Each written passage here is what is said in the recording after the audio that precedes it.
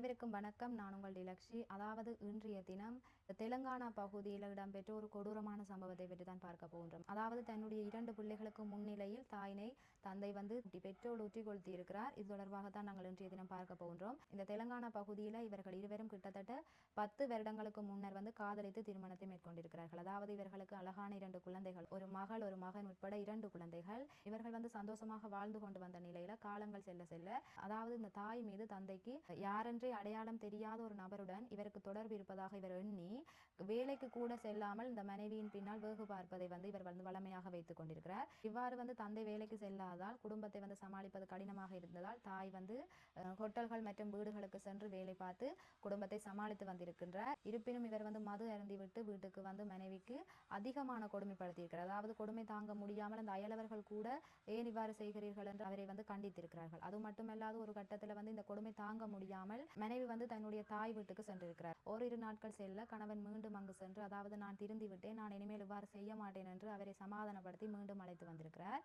பின்னர் மீண்டும் மது அருந்திவிட்டு மனைவியுடன் தகராறில் ஈடுபட்டிருக்கிறார். மிகவும் மனைவியை வந்து கொடூரமாகவும் தாக்கி இருக்கிறார். ஒரு கட்டத்தில் வந்து சண்டைகள் முற்றி போக அந்த பெண்மணி மீது பெட்ரோல் ஊற்றி கொளுத்தி இருக்கிறார். இதனை பார்த்த மகள் தாயினை காப்பாற்றுவதற்கு முயன்ற பொழுது அவரையும் அந்த தீக்குள் வந்து தள்ளிவிட்டிருக்கிறார்.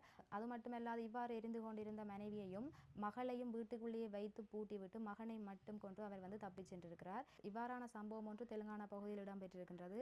அந்த வீட்டிலிருந்து அலறல் சத்தம் மற்றும் புகை காணப்பட்டதன் காரணமாக அயலவர்கள் சென்று பார்த்த மனைவியானவள் உடல் முழுவதும் தீக்காயங்களுக்கு உள்ளாகி சம்பவ இடத்திலேயே இறந்திருக்கிறார். அது மட்டுமல்லாது மகள் வந்து தீவிர சிகிச்சை பிரிவில் வந்து காணப்படுகிறார். தந்தையினை போலீசார் வந்து கைது செய்திருக்கிறார்கள். அதாவது இந்த சம்பவத்தை நினைத்து பாருங்கள், தாயும் இல்லை தந்தையும் தற்பொழுது சிறைச்சாலையில், அந்த 2 பிள்ளைகளும் அனாதைகள். அதாவது மகள் வந்து தீவிர சிகிச்சை பிரிவில் காணப்படுகிறார். அதாவது இவ்வாறு வீட்டிற்குள் வந்து தீ எரிந்து கொண்டிருக்கும் பொழுது மகளையும் வைத்து பூட்டி விட்டு செல்கிறார் என்றால் யோசிச்சு பாருங்கள். நிச்சயமாக அவர் வந்து அந்த நிலையில் நிதானத்தில் இல்லை. அவரை செய்ய வைத்தது அனைத்துமே இந்த மது. இவ்வாறு மது அருந்தி இருப்பதால் அவர் நிதானத்தில் இல்லாமையினாலே இவ்வாறான செயற்பாடுகளில் வந்து ஈடுபட்டிருக்கிறார். ஆகவே தயவு செய்து முடிந்தளவு இந்த மது போதையிலிருந்து விடுபடுங்கள். அது மட்டுமல்லாது ஏன் சந்தேகப்படுகிறீர்கள்? அதாவது நம்பிக்கை தான் வாழ்க்கை. உங்களுடைய வாழ்க்கை வந்து மிகவும் சந்தோஷமாக இருக்க வேண்டும் என்றால் ஒவ்வொருவர் மீது நீங்கள் நம்பிக்கை வைக்க வேண்டும்.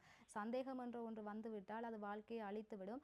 ஆகவே அனைவரும் வந்து முடிந்தளவு அனைவருக்கும் உண்மையாக இருங்கள், சந்தோஷமாக இருங்கள். நன்றி சொந்தங்களை, மீண்டும் ஒரு காணொளியில் சந்திப்போம்.